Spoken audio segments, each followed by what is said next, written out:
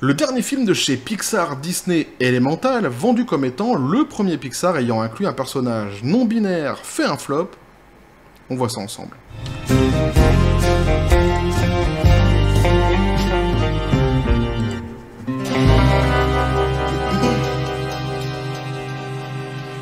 Et ça, c'était un sujet qui m'a été rappelé et non suggéré par User dans les commentaires de la précédente vidéo. Alors, c'est un sujet que de toute façon, je voulais traiter. Néanmoins, je l'en remercie vivement. J'avais pas eu le temps, justement, de le traiter. Je suis content de pouvoir revenir dessus. Petit café, les copains. Et vous aurez reconnu, évidemment, l'accent belge que je maîtrise, mais à la perfection, comme tous les accents, de toute façon. Mais j'ai un talent inné pour ça. Dès que je fais un accent, on voyage, on sait directement... il nous transporte. On se dit directement quel accent je fais. Bref, donc, hein, le dernier film Pixar Disney est en train de faire un flop, Elemental, hein, de son nom, pour essayer de relancer la machine, et puisque visiblement, ni Pixar ni Disney ont appris des erreurs du passé, eh bien, ils essaient de s'appuyer sur leur diversité, sur leurs personnages non-binaires, hein, qu'ils ont inclus justement donc, dans cette production, pour essayer de recréer une espèce d'engouement, autour de ce film, hein. Alors, c'est un procédé qui a déjà été utilisé par le passé, notamment justement par Disney, qui systématiquement a été voué à l'échec, hein, mais visiblement, eh bien, ils n'ont pas compris et ils continuent. Donc, on va voir ça ensemble. On va aussi aller voir un autre article à côté qui nous donne qui essaye de nous donner quelques éléments justement de pourquoi Elemental a-t-il floppé. Et vous allez voir qu'ici aussi, c'est très intéressant parce que on pourrait se poser la question de se dire est-ce que Disney et Pixar ont vraiment tout misé sur le fait qu'il y ait de la diversité, un personnage non-binaire dans leur production pour attirer le chaland, pour attirer le client. Et bien justement, on va voir ça ensemble. Suspense, hein, vous verrez bien. Et pour commencer déjà, on va commencer par s'intéresser à qu'est-ce que c'est donc que cette fameuse non-binarité-là. Toujours l'accent belge. Donc la non-binarité est un terme générique utilisé en sciences sociales, alors je suis sur Wiki, hein, et dans le lexique LGBT+, pour catégoriser les différentes identités du genre non-binaire ou genderqueer qui ne s'inscrivent pas dans une norme binaire, c'est-à-dire que les personnages non-binaires ou genderqueer ne s'identifient ni strictement homme, ni strictement femme, mais entre les deux, un mélange des deux, ou aucun des deux. Ah ouais, tout va bien. On est dans un asile à ciel ouvert. Et donc on nous dit ici, Disney et Pixar tentent de s'appuyer sur leurs personnages non-binaires pour relancer le film Elemental qui fait un flop au box-office. Alors que Elemental de Pixar se noie avec la pire ouverture au box-office national de l'histoire du studio d'animation, les livres liés du film et le doubleur du personnage ont révélé que le film présente un personnage non-binaire qui utilise des pronoms. Alors ils n'ont pas vraiment... on peut pas dire révélé, mais en fait, on le savait déjà depuis le début, hein, qu'il y avait un personnage non-binaire dans cette production. Mais c'est vrai que, actuellement, c'est ce qu'ils essaient de mettre le plus en avant, comme j'ai dit juste auparavant, pour essayer de relancer justement la machine. Alors, le flop au box-office historique de Pixar, Elemental, suit la vie d'un jeune élément de feu fougueux, Amber Lumen, et d'un élément d'eau, Wade Ripple, alors qu'ils affrontent les défis des attentes familiales et sociétales. À la manière typique de Disney, et par extension donc de Pixar, la représentation LGBTQ+, historique d'Elemental, est évidemment le plus jeune frère de Wade Ripple, Lake Ripple, qui est un personnage mineur, avec un temps d'écran minimal. Selon Sportskida, Lake est officiellement dévoilé en tant que premier personnage non-binaire de Pixar. L'acteur vocal non-binaire de Lake, Kai Ava Hauser, je sais pas si ça se prononce comme ça, s'il passe par là, hein, qui m'en excuse évidemment, si ça ne se prononce pas comme ça, a encore donc renforcé l'identité du genre du personnage dans une annonce sur Twitter. Donc il a dit, c'est le personnage, hein, c'est celui qui fait la voix, hein, tout simplement, de Lake dans cette production, le fameux personnage non-binaire, et donc il a dit « Grande annonce, je dois jouer le premier personnage non-binaire de Pixar !» Hauser a proclamé « Rencontrer Lake, j'exprime Lake dans le nouveau film Elemental, je le vois au cinéma ce soir avec mes amis, donc vous pouvez aussi aller le voir au cinéma si vous voulez le voir. S'il vous plaît. On vous en supplie quand même, un petit peu. » Parce que visiblement, de toute façon... Même cet appel-ci n'a pas... Alors, j'allais dire n'a pas fonctionné, mais quelque part, il y a eu quand même un petit remous, un petit rebondissement, justement, sur le plan national la dernière semaine, aux États-Unis. Alors, c'est très léger, et ça, de toute façon, ça ne sauvera pas le film, mais tout de même, hein, il faut quand même le reconnaître. Alors, Elemental n'a rapporté que 29,6 millions de dollars lors de son week-end d'ouverture au box-office national. Alors ça, c'est un chiffre qui ne bougera pas, puisque c'est donc son week-end d'ouverture national, il a fait 29,6 millions de dollars. Et le film avait coûté, le budget du film est de 200 millions de dollars environ, et sans doute hors promotion, donc en réalité, il a coûté beaucoup plus cher que ça, et comme vous commencez à en avoir l'habitude sur la chaîne, hein, sur une production comme celle-ci, il faut compter, il faut multiplier par 2,5, voire par 3 au mieux, pour avoir son seuil de rentabilité. Ici, on peut se dire que le film devrait atteindre au moins 600 millions de dollars pour atteindre un vrai seuil de rentabilité, c'est-à-dire qu'à partir de ces 600 millions-là, il commencera à apporter des bénéfices à Disney et à Pixar. Évidemment, on va se rendre compte ici qu'on en est loin. Donc là, il donne des chiffres qui datent de quelques jours, donc je ne vais pas revenir dessus. On va aller voir les chiffres actuels, actualisés d'aujourd'hui sur ce fameux film. Et donc, on nous dit déjà que donc, le film a été sorti donc, le 16 juillet 2023, donc il y a quelques temps déjà. Et donc, le film, sur un plan national, jusqu'à aujourd'hui, a fait 109 et quelques millions de dollars. Sur un plan international, 142 et... dans son cumul, 251 millions de dollars. Donc on est très très très loin eh bien, des 600 millions que pourraient espérer, que doivent espérer d'ailleurs Disney et Pixar pour la rentabilité de ce film, sachant qu'en plus, à partir de maintenant, de toute façon, les entrées en salle vont être décroissantes obligatoirement pour le film, puisqu'il est déjà sorti maintenant depuis le 18 juin, donc le plus fort, le plus gros de la vague du film, évidemment, est passé. C'est pour ça aussi qu'ils essayent de relancer un petit peu la machine, en disant, mais allez voir notre film, on a mis de l'inclusivité dedans.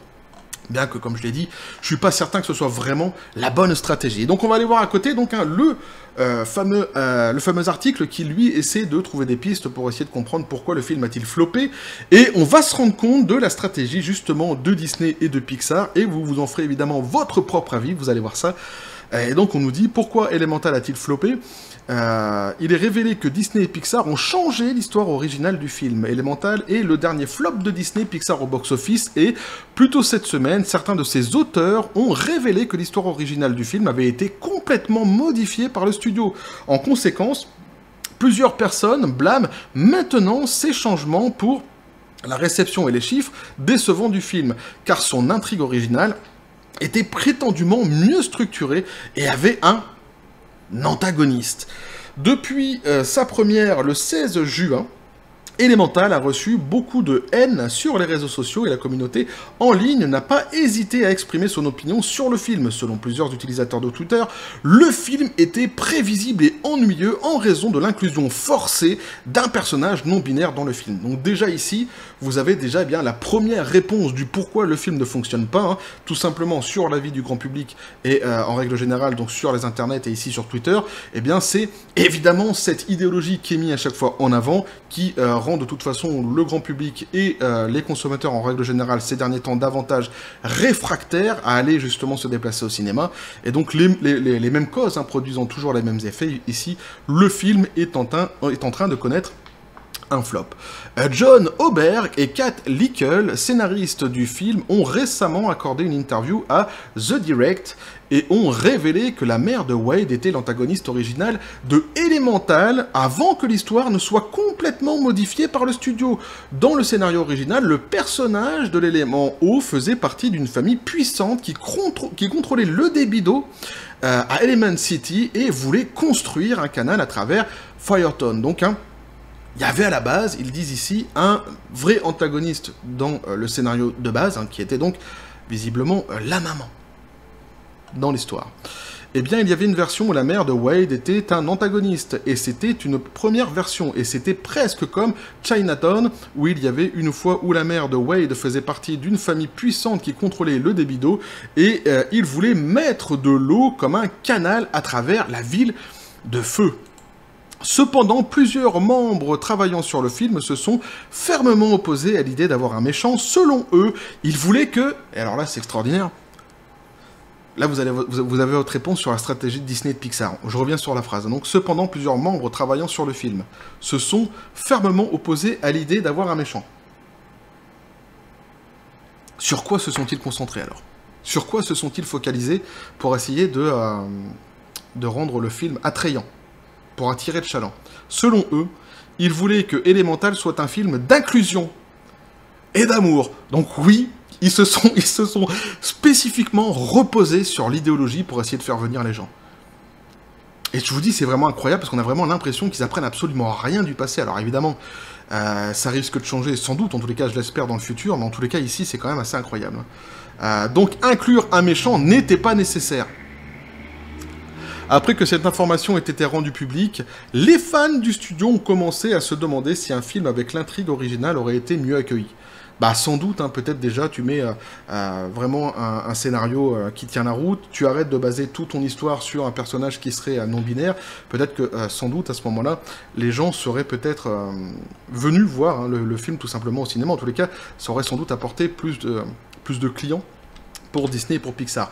Ce qui est ici vraiment déplorable, une fois de plus, c'est qu'ils s'appuient sur cette espèce de personnage non-binaire. Si vraiment ils avaient voulu en mettre un dans une production, ils auraient pu très bien le faire sans rien dire du tout à personne. Hein. Ceux qui auraient voulu fouiller et comprendre un petit peu ou lire ici et là sur le film s'en seraient rendus compte, mais avec en plus, avec une intrigue peut-être mieux ficelée, eh bien tout cela serait sans doute mieux passé plutôt que d'essayer d'en faire systématiquement à chaque fois la promotion et de finalement ne se reposer que sur ça, que sur cette idéologie pour vendre, ce qui est quand même assez absurde et quand même assez hallucinant, puisqu'on sait très bien, et c'est factuel maintenant, que c'est justement cette idéologie qui est en train de les mettre droit dans le mur et qui fait que toutes les productions, les dernières productions de Disney, et j'en ai fait des vidéos là-dessus, hein, ont fait complètement des flops intégrales.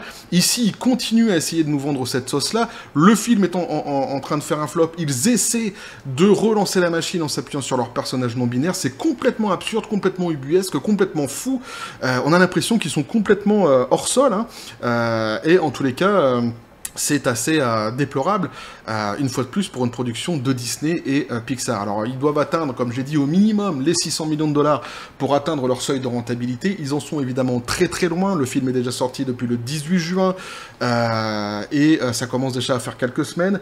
Et évidemment, maintenant, l'affluence au cinéma risque d'être décroissant, va être de toute façon, elle doit l'être déjà, décroissante. Donc le film, à mon avis, va avoir beaucoup de mal à atteindre son fameux seuil de rentabilité. Ça va être encore une fois un énorme chèque, un énorme échec pour Disney et pour Pixar qui s'annonce ici. Donc voilà ce que je pouvais vous dire là-dessus les copains, hein. C'est encore une fois une production qui est bâclée et qui est une fois de plus, c'est assez dommage. Et alors ce qui est dingue quand même, hein, juste je reviens là-dessus, mais sur l'article, le second article qu'on a vu, quand on voit qu'en réalité, on pouvait se poser la question de se dire, mais non, mais ils se sont quand même pas appuyés que sur ça pour essayer de vendre vraiment le film, quand on voit que si, en fait, ceux qui ont travaillé sur le film nous disent que c'était leur priorité, l'inclusion et l'amour dans le film. Alors l'amour, oui, sans doute pour un Disney, mais l'inclusion, quoi. Alors évidemment, c'est presque encore pire en réalité quand on apprend ça.